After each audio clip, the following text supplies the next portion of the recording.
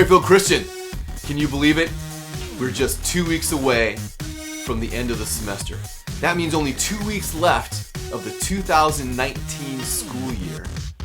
And only 2 weeks until Christmas break. That's it. That also means this is our last scripture verse for the semester for 2019. The last one. So let's get to it.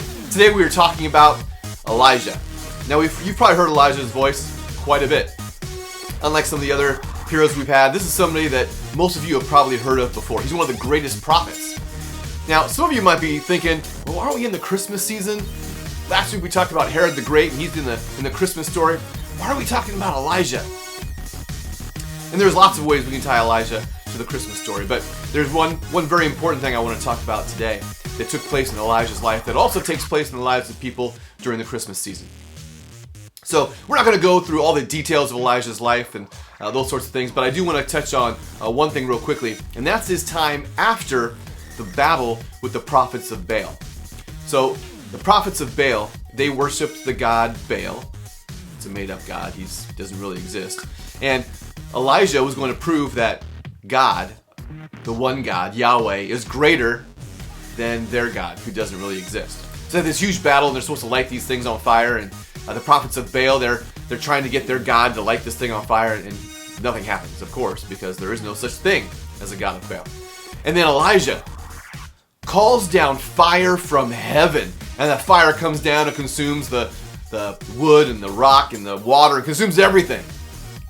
So God, Yahweh, is proven greater. And after this process, the queen, Jezebel, gets upset with Elijah because she was on the side of the prophets of Baal. And so she sends people after Elijah. They're going to go get him. In fact, she wants him to be killed.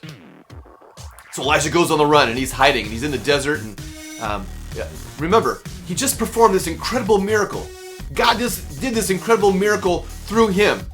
He called down fire from heaven. There's probably very few things cooler in the Bible than calling down fire from heaven. And yet, Elijah is scared. He's scared of this Queen Jezebel, that she's trying to get him. And he's in the desert, and he's alone, and he starts to become depressed. And he tells God he doesn't want to live anymore. And it's a lonely time for Elijah. Even though God is providing food and shelter for him in the desert, even though he had just witnessed this huge miracle by God, he's feeling lonely and depressed. It's the same way a lot of people feel during the Christmas season. Now, for the most part, people tend to be pretty happy. They're getting presents, great things happening, family coming together. That's great for a lot of people. But there are many people that Christmas season is a very lonely, depressing time for any number of reasons. Maybe they don't have family around. Maybe they don't have enough money to buy presents for everybody. There could be any number of reasons why people feel lonely. Maybe they've gotten themselves in a position in life where they feel isolated and alone. Even though there are people around, it's very possible to have lots of people around and yet still feel lonely and depressed. Just like Elijah. So, during this Christmas season, I want you to take notice of people around you. People around you that may not be as happy and joyous about the Christmas season. And the most important thing is not just to notice them, but to do something about it.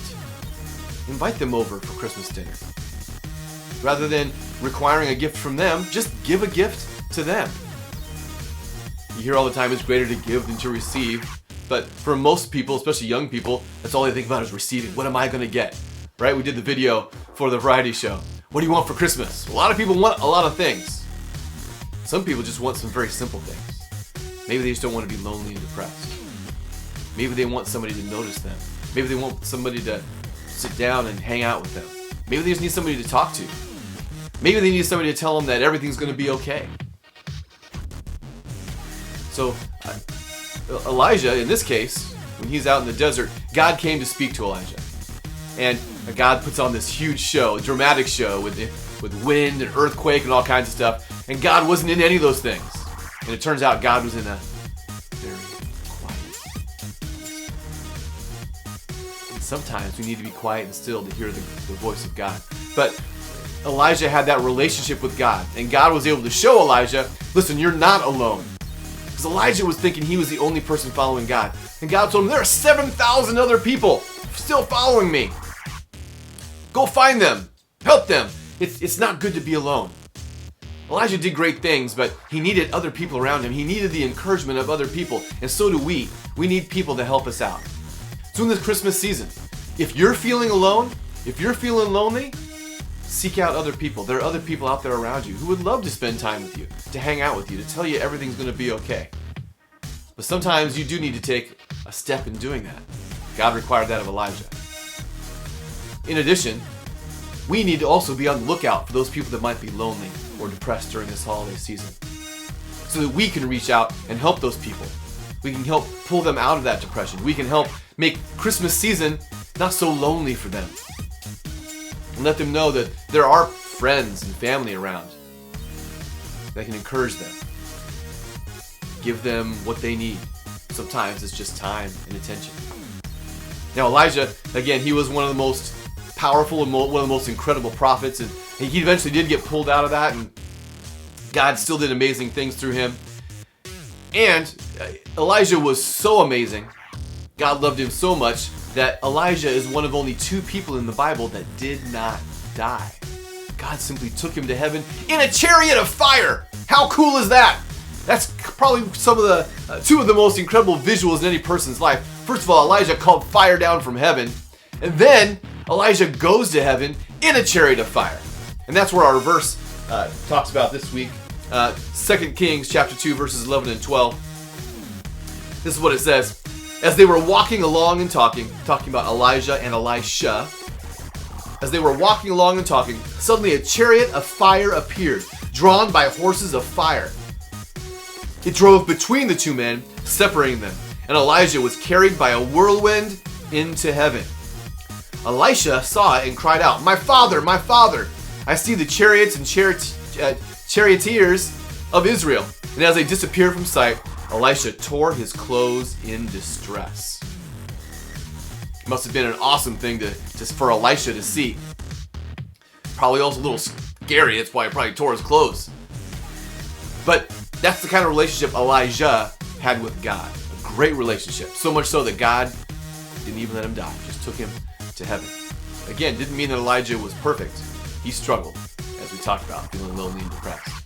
But he was able to rely on God, and God helped pull him out of it. God can help you pull out of loneliness and depression as well. But we have to sit still and quiet. Listen for God's still small voice. And God will help you through that process. And He probably do it with other people around you to help pull you out of that depression and loneliness. And for those of you that are not lonely and depressed, again, you might be the one to help pull that person out of loneliness and depression. All right, we will talk about Elijah throughout the week. There are lots of things to talk about with Elijah. That's just one of the things. We'll talk about more in chapel on Friday. I hope you guys have a great week. See you guys around campus. God bless.